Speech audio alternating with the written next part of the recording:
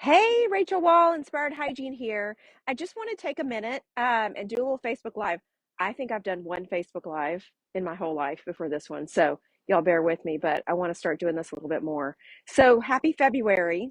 It's also American Heart Health Month. And I just dropped my mom off. We had a little lunch together before I head to the airport to head out for a couple days. And I was just thinking about her and her mother, who actually died of a heart attack suddenly in her 80s, and also about dentistry and dental hygiene. And I just want you all to recognize the impact that you have the opportunity to make. And right, that said opportunity. Sometimes folks will step into that opportunity and sometimes they won't. But I would encourage you and challenge you in February to think about something that you can do in your daily practice. And it doesn't matter what role you play in the practice, whether you are a hygienist, a dentist, a dental assistant, a business team member, each and every person in the practice has an opportunity to make an impact. Hey, Laura, I miss you. Um, and You have an opportunity to make an impact, whether it is, you're on the business team and you are in charge of making sure that hygiene patient fills out their medical history. Maybe you're a dental assistant and you notice something on the medical history when you were reviewing it that maybe the doctor overlooked.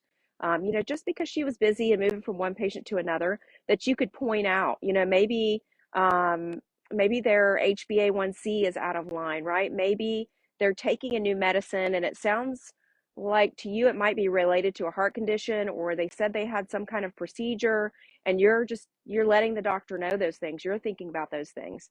So think about what is the opportunity that you have to step into this role as true healthcare provider every month, not just in February, but this month specifically. Think about heart disease and heart attack prevention. I mean, think about it. You guys, there are a lot of things that we do in the dental practice that directly save lives. And those that are related to heart health, I can think of immediately as blood pressure, right? I mean, I know so many of you, particularly hygienists, have stories about patients that you've taken their blood pressure and it was abnormally high. You recommended they see their physician and they did. And they come back, or a family member calls you and says, "Oh my gosh, thank you.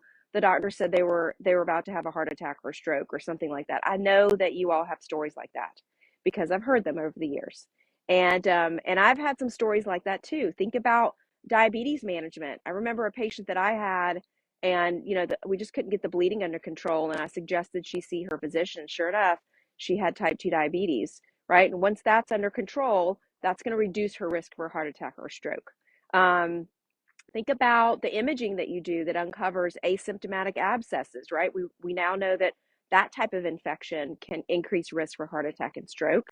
Periodontal therapy, active therapy, and ongoing therapy, reducing that active infection and those pathogens that have been found in the heart tissue and in the carotid arteries. You guys, like you may not see it every day. You're not working in the ER where someone comes in and they code it and you're doing CPR, and so you immediately see, hey, I saved someone's life. But you're doing that every day, whether you know it or not. And most of the time, we don't know it. So we just have to keep doing it, right? And so I just want to wish you happy February, and just maybe think about that with your team. What are the ways that you all contribute to your patients' overall health and to their heart health? And then begin telling your patients those things, right? Educate them. Your patients don't know how well you're taking care of them unless you tell them, right? They don't know why we ask about their physician or their medication or their medical history unless we tell them what those connections are and how important those things are. So just a little message from me to you. Have a wonderful day. Happy February, and I'll see you soon.